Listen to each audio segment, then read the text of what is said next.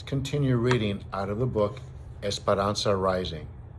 The next chapter is Las Uvas. 6 years later. Papa handed Esperanza the knife. The short blade was curved like a scythe, its fat wooden handle fitting snugly in her palm. This job was usually reserved for the eldest son of a wealthy rancher, but since Esperanza was an only child and Papa's pride and joy, she was always given the honor. Last night she watched Papa sharpen the knife back and forth across the stone, so she knew the tool was edged like a razor. Cuídate los dedos, said Papa. Watch your fingers. The August sun, promised a dry afternoon in Aguascalientes, Mexico. Everyone who lived and worked on El Rancho de las Rosas was gathered at the edge of the field. Esperanza's family, the house servants and in their long white aprons, the vaqueros already sitting on the horses ready to ride out to the cattle, and 50 or 60 campesinos, straw hats in their hands, holding their own knives, ready. They were covered top to bottom in long-sleeved shirts, baggy pants tied at the ankles with string, and bandanas wrapped around their foreheads and necks to protect them from the sun, dust, and spiders. Esperanza, on the other hand, wore a light silk dress that stopped above her summer boots, and no hat. On top of her head, a white satin ribbon was tied in a big bow, the tails trailing in her long black hair. The clusters were heavy on the vine and ready to deliver. Esperanza's parents, Ramona and Sisto Ortega, stood nearby. Mama, tall and elegant, her hair in the usual braided wreath that crowned her head, and Papa, barely taller than Mama, his gray mustache twisted up at the sides. He swept his hands toward the grapevine, signaling Esperanza.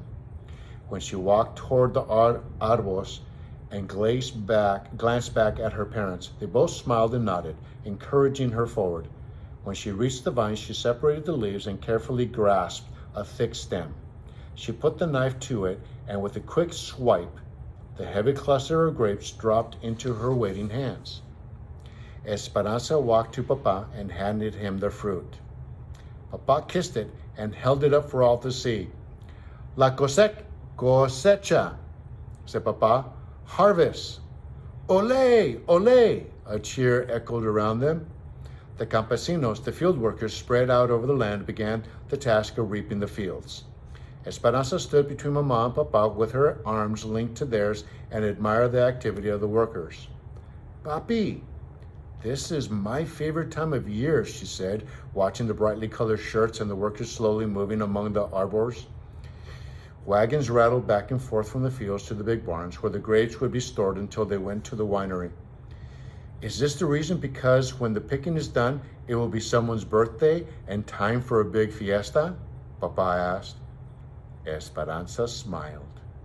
When the grapes delivered their harvest, she always turned another year. This year, she would be 13. The picking would take 3 weeks, and then, like every other year, Mama and Papa would host a fiesta for the harvest and for her birthday. Marisol Rodriguez, her best friend, would come with her family to celebrate. Her father was a fruit rancher and they lived on the neighboring property. Even though their houses were acres apart, they met every Saturday beneath the home oak on a rise between the two ranches. Her other friend, Chita and Bertina, would be at the party too, but they lived further away and Esperanza didn't see them as often. Their classes at St. Francis didn't start again until after the harvest, and she couldn't wait to see them. When they were all together, they talked about one thing, their quinceañeras, the presentation parties they would have when they turned 15. They still had 2 more years to wait, but so much to discuss, and beautiful white gowns they would wear, the big celebrations where they would be presented, and the sons of the richest families who would dance with them. After their quinceañeras, they would be old enough to be courted, marry, and become las patronas, the heads of their household, rising to the position of their mothers before them. Esperanza preferred to think, though, that she and her someday husband would live with Mama and Papa forever, because she couldn't imagine living anywhere other than El Rancho de las Rosas. or with any fewer servants, or without being surrounded by the people who adored her. It had taken every day of 3 weeks to put the harvest to bed, and now everyone anticipated the celebration. Esperanza remembered Mama's instructions as they gathered roses from Papa's garden. Tomorrow, bouquets of roses and bouquets of roses and baskets of grapes on every table. Papa had promised to meet her in the garden, and he never disappointed her. She bent over to pick a red bloom fully opened and pricked her finger on a vicious thorn. Big pearls of blood pulsed from the tip of her thumb, and she automatically thought, "Bad luck." She quickly wrapped her hand in the corner of her apron and dismissed the premonition. Then she cautiously clipped the blown rose that had wounded her. Looking toward the horizon, she saw the last of the sun disappear behind the Sierra Madre. Darkness would settle quickly, and a feeling of uneasiness and worry nagged at her. Where was Papa? He had left early that morning with the vaqueros to work the cattle, and he was always home before sundown. Dusty from the mesquite grasslands and stomping his feet on the patio to get rid of the crusty dirt on his boots. Sometimes he even brought beef jerky that the cattleman had made. But Esperanza always had to find it first, searching his shirt pockets while he hugged her. Tomorrow was her birthday, and she knew that she would be serenaded at sunrise. Papa and the men who lived on the ranch would congregate below her window, their rich, sweet voices singing Las Mañanitas, the birthday song. She would run to her window and wave kisses to Papa and others. Then downstairs, she would open her gifts. She knew there would be a porcelain doll from Papa. He had given her one every year since she was born. And Mama would give her something she had made. Linens, camisoles, or blouses embroidered with her beautiful needlework. The linens always went into the trunk at the end of her bed for algún día, for some day. Esperanza's thumb would not stop bleeding. She picked up the basket of roses and hurried from the garden, stopping on the patio to rinse her hand in the stone fountain. As the water soothed her, she looked through the massive wooden gates that opened to the thousands of acres of Papa's land. Esperanza strained her eyes to see a dust cloud. That meant riders were near and Papa was finally home. But she saw nothing. In the dusky light, she walked around the courtyard to the back of the large adobe and wood house. There she found Mama searching the horizon too. "Mama, my finger. An angry thorn stabbed me," said Esperanza. Bad luck," said Mama, confirming the superstition, but she half smiled.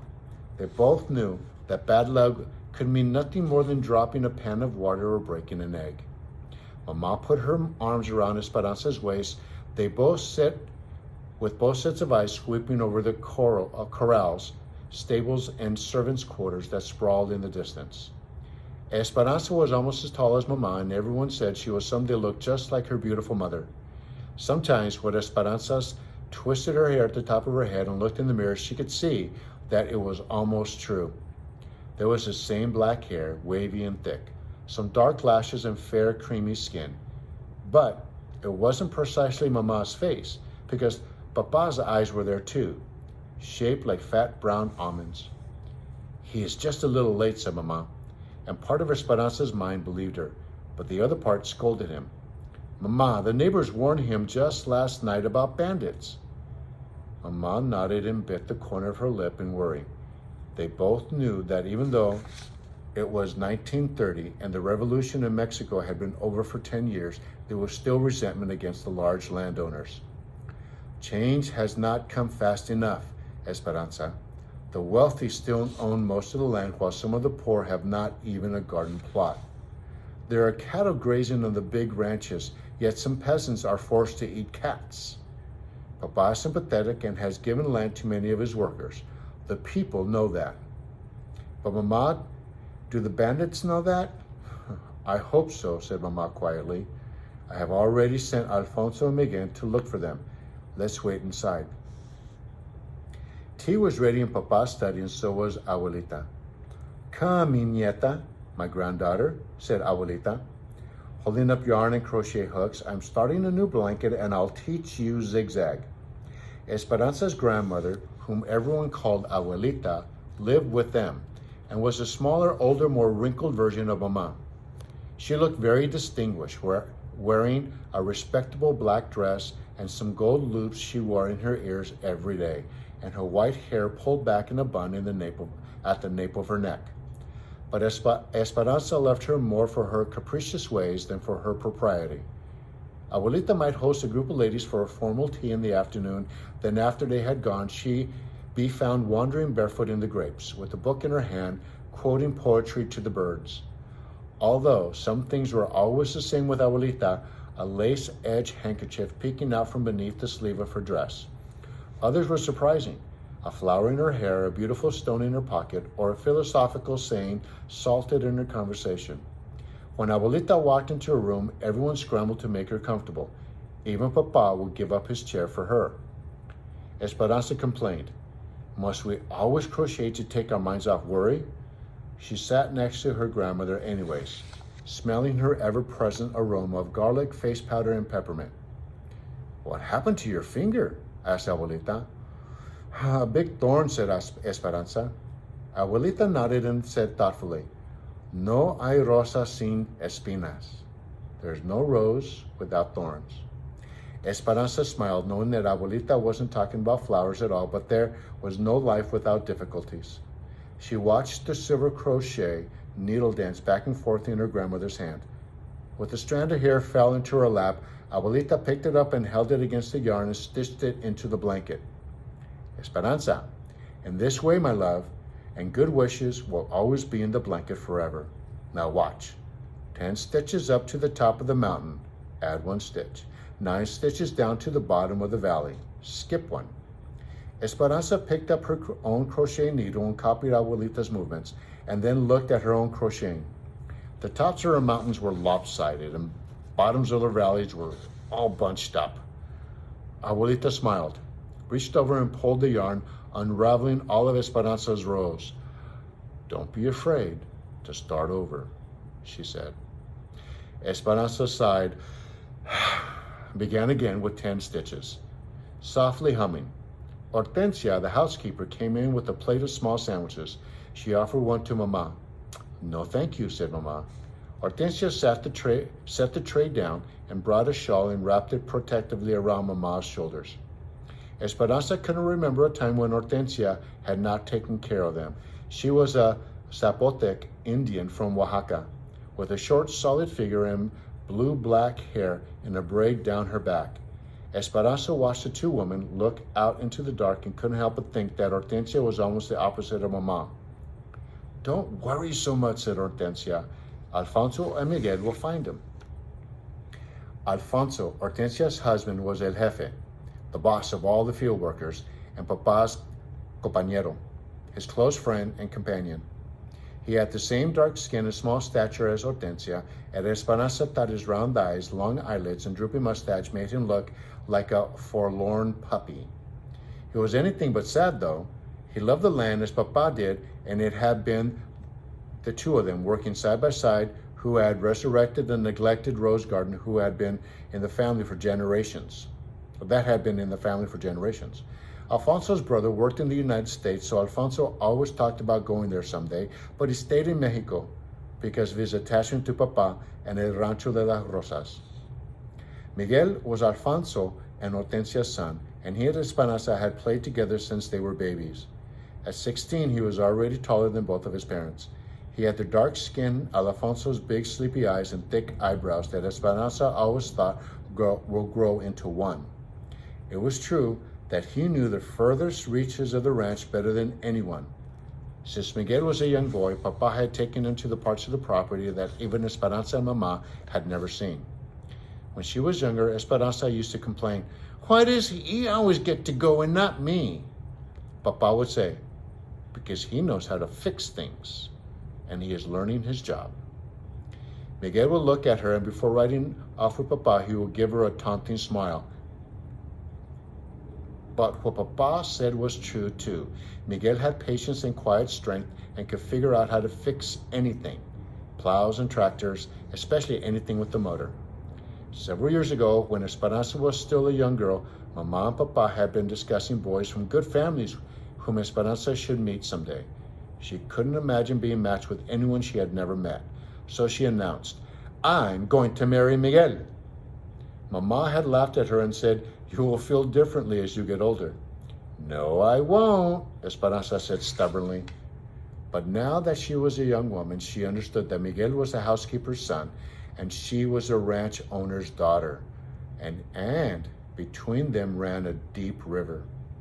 Esperanza stood on one side and Miguel stood on the other, and the river could never be crossed. In a moment of self-importance, Esperanza had told all of this to Miguel. Since then, he had spoken only a few words to her. When their paths crossed, he nodded and said politely, "Mi reina," my queen, but nothing more. There was no teasing or laughing or talking about every little thing. Esperanza pretended not to care, though she secretly wished he had never told Miguel about the river. Distracted, Mama paced at the window, each step making a hollow tapping sound on the tile. Hortensia lit the lamps. The minutes passed into hours. "I hear riders," said Mama, and she ran for the door. But it was only Tio Luis and Tio Marco, Papa's older stepbrothers. Tio Luis was the bank president, and Tio Marco was the mayor of the town. Esperanza didn't care how important they were because she did not like them. They were serious and gloomy and always held their chins too high. Tio Luis was the eldest, and Tio Marco, who was a few years younger and not as smart, always followed his older brother's lead. Like un burro, a donkey. Even though Tio Marco was a mayor, he did everything Tio Luis told him to do. They were both tall and skinny, with tiny mustaches and white beards on just the tips of their chins. Esperanza could tell that Mama didn't like them either, but she was always polite because they were Papa's family. Mama had even hosted parties for Tio Marco when he ran for mayor. Neither had ever married, and Papa said it was because they loved money and power more than people. Esperanza thought it was because they looked like two underfed billy goats. "Ramona," said Tio Luis, "we may have had bad news. One of the vaqueros brought this to us." He handed Mama Papa's silver belt buckle, the only one of its kind, engraved with the brand of the ranch. Mama's face whitened. She examined it, turning it over and over in her hand. "It may mean nothing," she said. Then, ignoring them, she turned toward the window and began pacing again, still clutching the belt buckle. "We will wait with you in your time of need," said Tio Luis as he passed Esperanza. He patted her shoulder and gave it a gentle squeeze. Esperanza stared after him. In her entire life, she couldn't remember him ever touching her.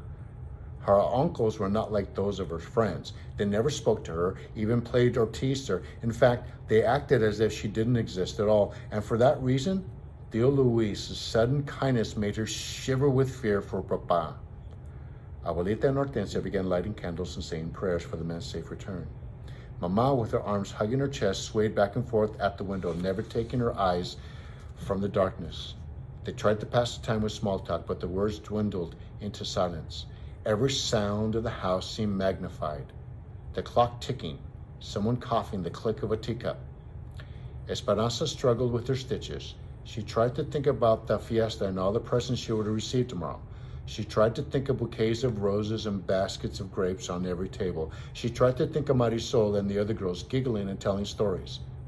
But those thoughts would only stay in her mind for a moment before transforming into worry, because she couldn't ignore the throbbing soreness in her thumb where the thorn had left its unlucky mark.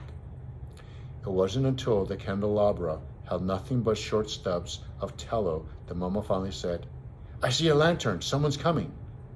They hurried to the courtyard and watched the distant light, a small beacon of hope swaying in the darkness. The wagon came into view. Alfonso held the reins and Miguel the lantern. When the wagon stopped, Esperanza could see a body in the back, completely covered with a blanket. "Where's Papa?" she cried. Miguel hung his head. Alfonso didn't say a word, but the tears running down his round cheeks confirmed the worst. Mama fainted. Abuelita and Hortensia ran to her side. Esperanza felt her heart drop.